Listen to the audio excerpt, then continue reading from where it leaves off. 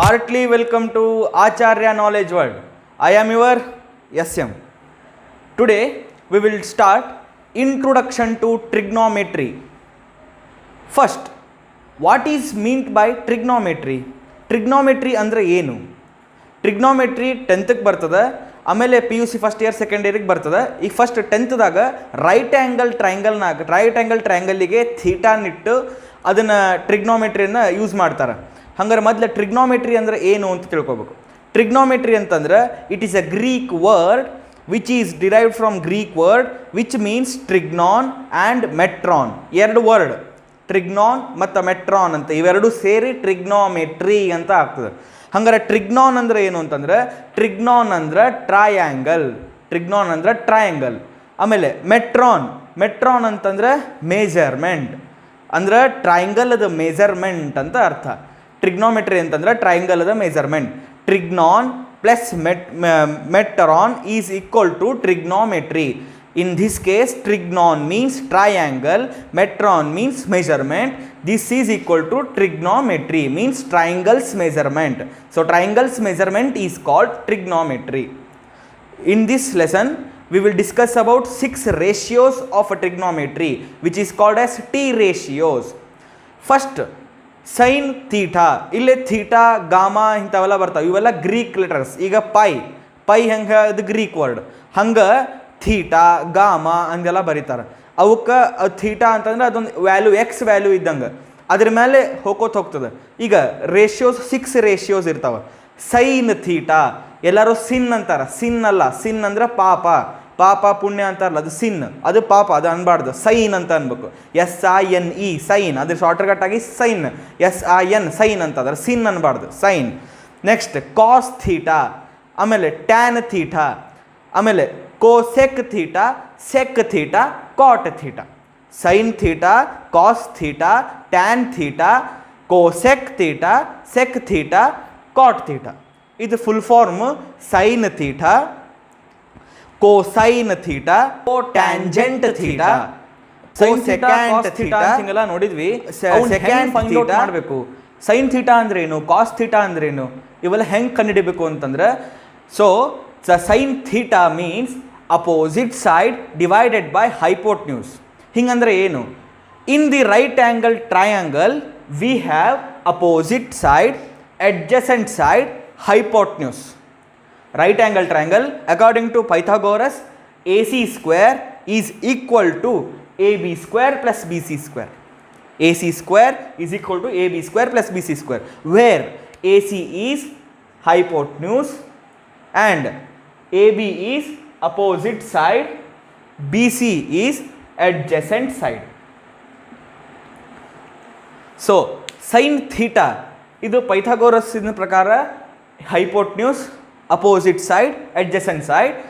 AC square ಇದರ square ಇದೆರಡರ ಸ್ಕ್ವೇರದ ಪ್ಲಸ್ ಮಾಡಿದ್ರೆ ಇದ್ರದ್ದು ಸ್ಕ್ವೇರ್ ಬರ್ತದ ಅಂತ ಪೈಥಾಗೋರಸ್ ಲೆಕ್ಕ. ಹಂಗೆ AC square is equal to AB square plus BC square. ಹಂಗಂದ್ರೆ ರೈಟ್ ಆ್ಯಂಗಲ್ ಟ್ರಯಾಂಗಲ್ ಒಳಗೆ ಇದು ರೈಟ್ ಆ್ಯಂಗಲ್ ಇರ್ತದೆ ಅಂದ್ರೆ 90 ಡಿಗ್ರಿ. ಇದು opposite of a right angle ಅಂದ್ರೆ ರೈಟ್ ಆ್ಯಂಗಲ್ದ ಅಪೋಸಿಟ್ ಹೈಪೋಟ್ನ್ಯೂಸ್ ಇರ್ತದೆ. ಈಗ ತೆಳಗೆ ಅಡ್ಜಸೆಂಟ್ ಇರ್ತದೆ, ಇದು ಅಪೋಸಿಟ್ ಸೈಡ್. ಇದನ್ನ ಥೀಟಾ ಅಂತ ಕನ್ಸಿಡರೇಷನ್ ಮಾಡ್ತಾರೆ. ಇದಂತರೂ 90 ಡಿಗ್ರಿ ಇರ್ತದೆ, ಇದನ್ನು ಟಚ್ ಮಾಡಂಗಿಲ್ಲ. ಇದನ್ನ ಥೀಟಾ ಅಥವಾ ಎಕ್ಸ್ ಅಥವಾ ಗಾಮಾ ಅಥವಾ ಪಾಯ್ ಬೇಕಾದ ವ್ಯಾಲ್ಯೂ ಇಟ್ಕೋಬೇಕಿಲ್ಲ. ಇದು ಎಕ್ಸ್ ಅಂತ ಅರ್ಥ, ಥೀಟಾ ಅಂದ್ರೂ ಎಕ್ಸ್, ಅದೊಂದು ಗ್ರೀಕ್ ಲೆಟರ್, ಗ್ರೀಕ್ ವರ್ಡ್, ಅದು ಈ ಥೀಟಾ ಅಂತ ಮೆಜರ್ಮೆಂಟ್ ಇರ್ತದೆ. ಥೀಟಾ ಇಲ್ಲೂ ತಗೋಬೋದು. ಈಗ ಈ ಥೀಟಾದಿಂದ ಈ ಥೀಟಾ ಇಂದ ಅಪೋಸಿಟ್, ಇದು ಹೈಪೋಟ್ನ್ಯೂಸ್. ಇದು ಹೈಪೋಟ್ನ್ಯೂಸ್ ಅಂತೂ ಎರಡು ಕಡೆ ಕಾಮನ್. ಇಲ್ಲಿ ತೊಗೊಂಡ್ರು ಇದು ಹೈಪೋಟ್ನ್ಯೂಸ್ ಆಗಂಗಿಲ್ಲ. ಇಲ್ಲಿ ಥೀಟಾ ಅಂತ ತೊಗೊಂಡ್ರು ಇದು ಹೈಪೋಟ್ನ್ಯೂಸ್ ಆಗ್ತದೆ. ಈಗ ಇದು ಥೀಟಾ ಅಂತ ಕನ್ಸಿಡರೇಷನ್ ಮಾಡಿದ್ರೆ ಇದು 90 ಡಿಗ್ರಿ ಇರ್ತದೆ. ಇದು ಎರಡು ಸೇರಿದ್ರೆ 90 ಡಿಗ್ರಿ ಆಗ್ತಾವೆ. ಒಂದು 90 ಡಿಗ್ರಿ ಇರತ್ತದ, ಇನ್ನೆರಡು ಸೇರಿದ್ರೆ 90 ಡಿಗ್ರಿ ಆಗಬೇಕು. ಯಾಕಂದ್ರೆ 90 + 90 = 180. ಟ್ರಯಾಂಗಲ್ದು ಆ್ಯಂಗಲ್ ಸಮ್ ಪ್ರಾಪರ್ಟಿ ನಮಗೆ ಗೊತ್ತದ. 3 angles of a triangle is considered as 180 degree. 3 angle of a ಟ್ರಯಾಂಗಲನ್ನು ಪ್ಲಸ್ ಮಾಡಿದ್ರೆ ನಮಗೆ 180 ಡಿಗ್ರಿ ಸಿಗ್ತದೆ. ಇಲ್ಲಿ 90 ಡಿಗ್ರಿ ಅಂತ ಇರತ್ತದ ಅಂತಂದಮೇಲೆ ಇವು ಎರಡು ಸೇರಿದ್ರೆ 90 ಡಿಗ್ರಿ ಆಗಲಿಕ್ಕೇ ಬೇಕು. ಇದೊಂದು ಆ್ಯಂಗಲ್ ಅಂತ ಕನ್ಸಿಡರೇಷನ್.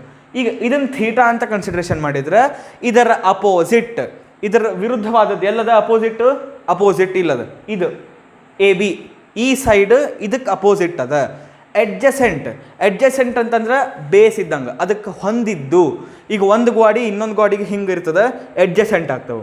ಇದಕ್ಕೆ ಎಡ್ಜಸೆಂಟ್ ಆತಲ್ಲ, ಎಡ್ಜಸೆಂಟ್ ಆ್ಯಂಗಲ್ಸ್ ಅಂತ ಅಂತೇವಲ್ಲ ಹಂಗೆ, ಇದು ಎಡ್ಜಸೆಂಟ್. ಹೈಪೋಟ್ನ್ಯೂಸ್ ಅಂತೂ ಹೈಪೋಟ್ನ್ಯೂಸ್ ಸೇಮ್ ಹಿಂಗೆ. ಈಗ ಸೈನ್ ಥೀಟಾ ಅಂತಂದ್ರೆ ಏನಂತಂದ್ರೆ opposite side divided by hypotenuse.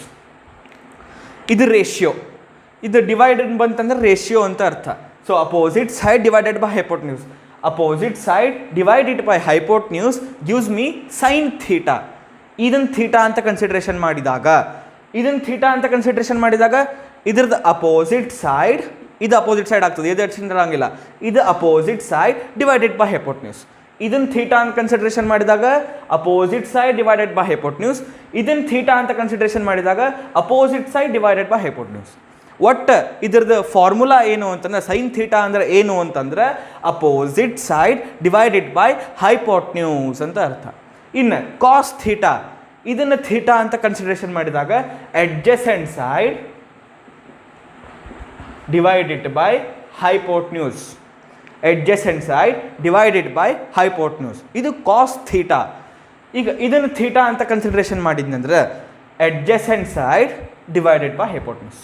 ಇದನ್ನು ಥೀಟಾ ಅಂತ ಕನ್ಸಿಡರೇಷನ್ ಮಾಡಿದಾಗ, ಇದನ್ನು ಥೀಟಾ ಅಂತ ಕನ್ಸಿಡರೇಷನ್ ಮಾಡಿದರೆ adjacent side divided by hypotenuse.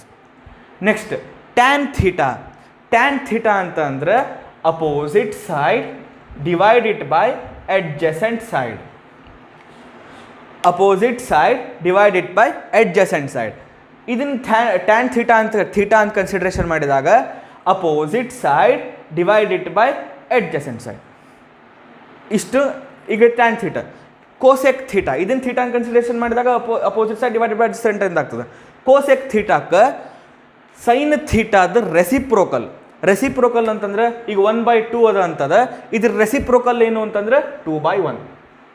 ಇದು ರೆಸಿಪ್ರೋಕಲ್, ಉಲ್ಟಾ ಮಾಡೋದು, ಇದು ರೆಸಿಪ್ರೋಕಲ್ ಅಂತ ಕರೀತಾರೆ.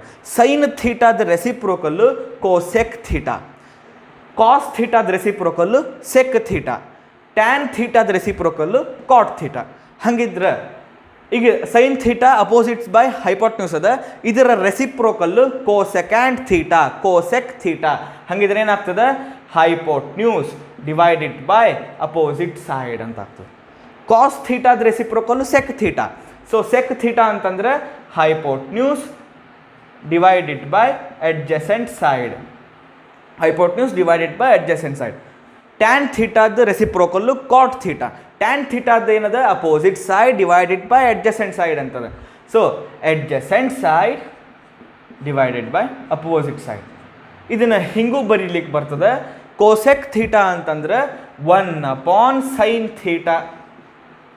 Reciprocal of a sin theta gives me cosec theta. Therefore, cosec theta is equal to 1/sin theta. Sec theta is equal to 1/cos theta.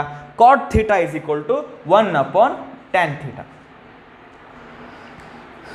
Yes, now we have studied sin theta, cos theta, tan theta, cosec theta, sec theta, cot theta. So sin theta means opposite side divided by hypotenuse.